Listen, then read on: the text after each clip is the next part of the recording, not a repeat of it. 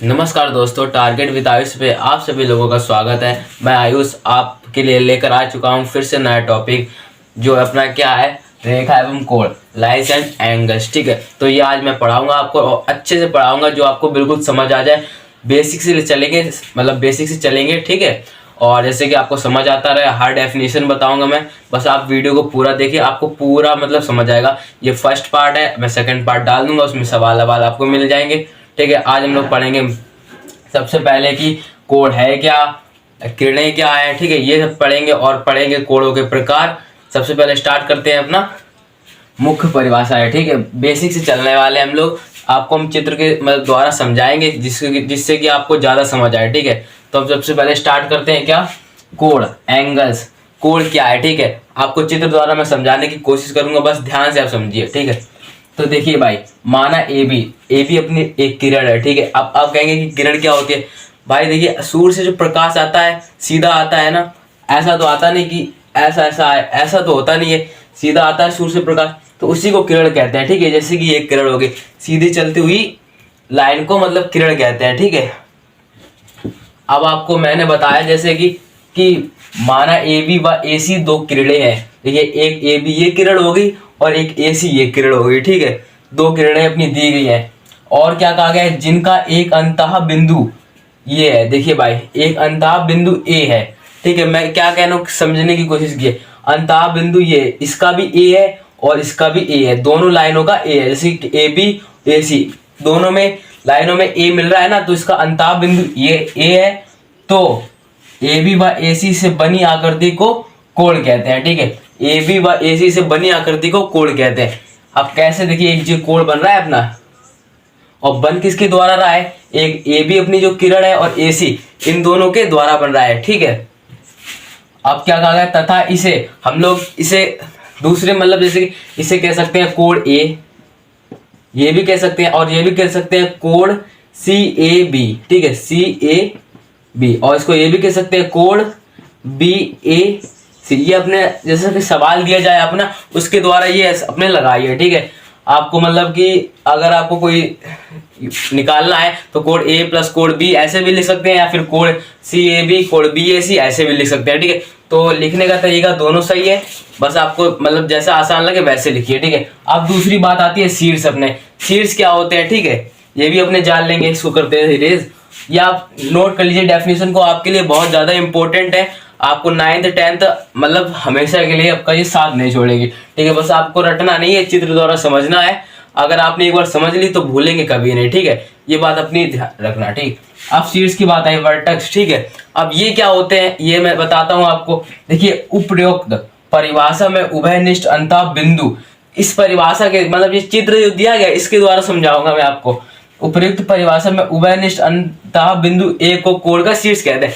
इसको साफ साफ बात है, कोण ए है जो, इसको शीर्ष कहेंगे इसका। ठीक है, ये बात हुई। अब आप समझ ही गए होंगे कि शीर्ष क्या होते हैं। ठीक है, जैसे कि त्रिभुज में कितने शीर्ष होते हैं, आप कहेंगे 3 शीर्ष होते हैं। और कोण कितने होते हैं, 3 होते हैं। साइड कितनी दी जाती है, 3 दी जाती है। ऐसे कोण में भी एक शीर्ष होता है। ठीक है, जैसे कि ये हुआ अपना कोण ए। ठीक है, अब दूसरी बात अपनी क्या आती है, भुजाएं। ठीक है, भुजाएं से मतलब जो अपनी आर्म्स जिन्हें कहेंगे आर्म्स और साइड्स, भुजाएं। ठीक है, अब ये क्या होती हैं, भुजाएं से तो अगर भुजाएं नहीं होंगी तो फिर कोण कैसे बनेगा। ठीक है, भुजाएं अपना जो कोण बनाने में बहुत ज्यादा सहायता करती है। अब भुजाएं कैसे होती हैं, देखिए, वह किरणें के बारे में आप जान चुके हैं। ठीक है, अगर किरणें अच्छे से जाननी है तो आप इसका टॉपिक पढ़ सकते हैं। वे किरणें जो एक कोण बनाती हैं। ठीक है, वे किरणें जो एक कोण बनाती हैं, जैसे कि देखिए, ये दो किरणें ने एक कोण का निर्माण किया है। ठीक है, अब ऐसे इधर देखते हैं, उन्हें कोण की भुजाएं कहते हैं। अब ये देखिए, ये अपना जो पैराग्राफ दिया गया है, ये इसके द्वारा समझिए। देखिए, कोण मतलब ये अपना शीर्ष हो गया। ठीक है, अभी मैंने आपको बताया इधर। अब देखिए, ये कितनी, ए बी एक किरण है और इधर ए सी है और ए डी है, ए ई है। अब ये देखिए, कोण कितने बना रही है, कितनी भुजाएं मिलकर कितने कोण बना रही है। देखिए, ए बी ए सी एक बन गया कोण, जैसे कि इधर बना है ए बी और ए सी, एक कोण बन गया। अब देखिए, ए सी से कोण ए डी। ठीक है, अब 2 बन गए। तो ये मतलब बता रहे हैं आपको, ये परिभाषा में वे किरणें जो कोण बनाती हैं। ठीक है, वे किरणें जो कोण बनाती है, वे लाइन्स हैं जो कोण बनाने का निर्माण करती है। ठीक है, अब जानेंगे कोण के प्रकार कितने होते हैं। कोण के प्रकार के आप अगर कोण के प्रकार आपने समझ लिए तो ये समझ लिए आपका जो रेखा एवं कोण का जो चैप्टर है वो पूरा कॉन्सेप्ट उसका क्लियर हो जाएगा। तो ये जरूर देख के जाना, ठीक है। अब अपने मिलते हैं रेखा एवं कोण। रेखा एवं कोण के प्रकार के बारे में जानते हैं। चलिए अब हम कोण के प्रकार देख लेते हैं। देखिए कोण के प्रकार अपने इस तरह होते हैं, जैसे कि एक समकोण, न्यून कोण, अधिक कोण, सरल कोण, प्रवर्तिक कोण, ठीक है। अब इसकी डेफिनेशन क्या होती है, मतलब ये होते क्या है इसमें, मतलब तब सवाल अपने आते हैं तो कैसे इनको यूज करते हैं, इनका क्या मतलब अपने सवालों में महत्व है। तो सबसे पहले हम लोग कोण के प्रकार देखने वाले हैं, जो अपने इस चित्र द्वारा देखेंगे तो आपको समझ जल्दी आ जाएंगे, ठीक है। तो अब देखिए भाई समकोण क्या होता है, जिसको हम लोग बोलते हैं इंग्लिश में राइट एंगल्स। तो अब समकोण की बात है, वह कोण जिसकी माप 90 अंश से 90 अंश होती हो, ठीक है। वह कोण जिसकी माप 90 अंश होती हो, ठीक है। जैसे कि ये अपना बन रहा है, ठीक है, 90 अंश का बन रहा है। देखिए एक सरल रेखा में अगर कोई लंब खींच दिया जाए तो जो कोण बनते हैं वो 90 अंश के बनते हैं, ये आप समझ लीजिए, ठीक है। वह कोण जिसकी माप 90 अंश होती हो समकोण कहलाता है। जैसे कि कोण BAC 90 अंश है, ठीक है। अब जैसे देखिए अपनी एक रेखा है और इसमें मतलब मान लीजिए लंब डाल दिया गया तो वो जो कोण बन रहा है अपना वो 90 अंश का बन रहा है, ठीक है। ये अपनी जो समकोण की परिभाषा थी, वह कोण जिसकी माप 90 अंश होती हो, डायरेक्ट 90 अंश होती हो, करेक्टली 90 अंश होती हो, समकोण कहलाता है, ठीक है। वो कोण समकोण कहलाता है। अब दूसरी बात आती है न्यून कोण।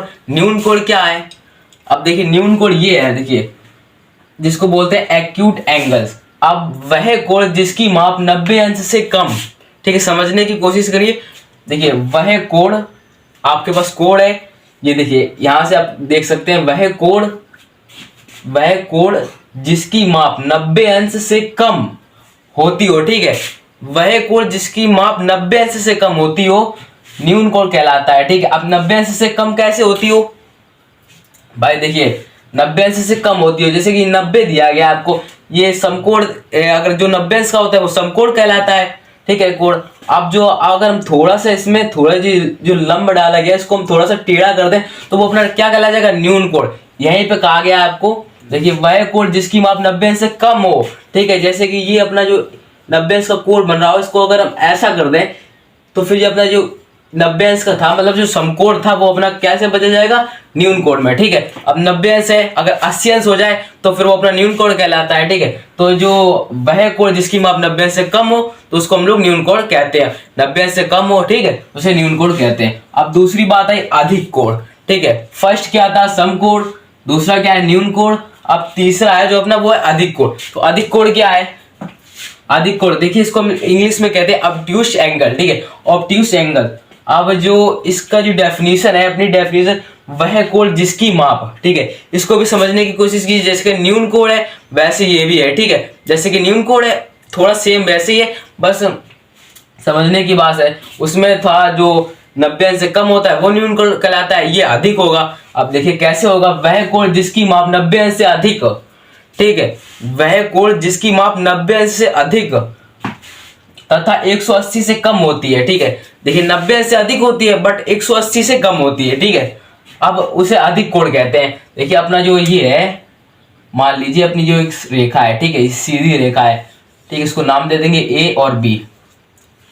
अब हम कहेंगे कि अधिक कोण में परिवर्तित, मतलब अधिक कोण बनाइए, ठीक है। तो कैसे करेंगे भाई, ये अपना हो जाएगा अधिक कोण, ठीक है। अब कैसे हुआ ये, देखिए भाई एक सरल रेखा होती है, इसमें पूरा कोण कितने का बनता है, अपना 180 का बनता है कि नहीं बनता है। अब हमने जो इसमें उसने क्या कहा है परिभाषा में कि 90 अंश से अधिक होनी चाहिए, तो 90 अंश तो ये हो गया भाई, तो इससे तो हमने अधिक कर दिया इसको, ठीक है, अधिक कर दिया।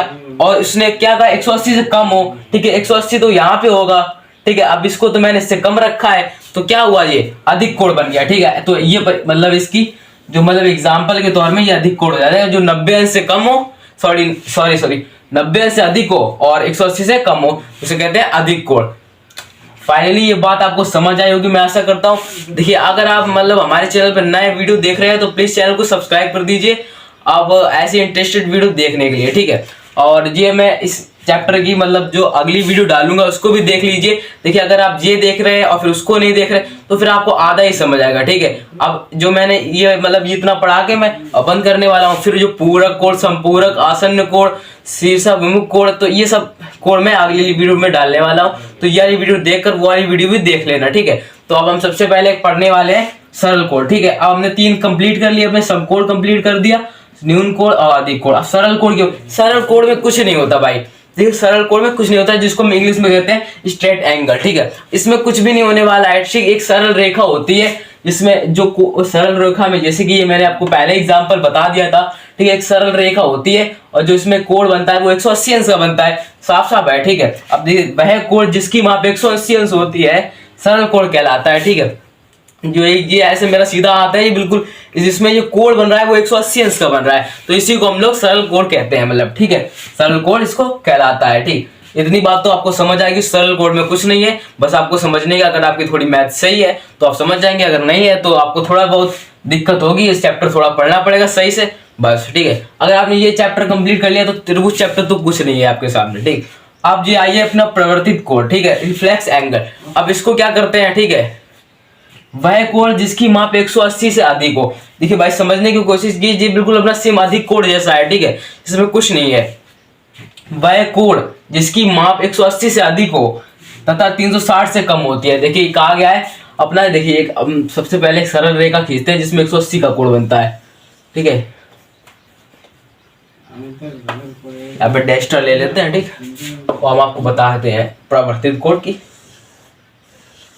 एग्जाम्पल।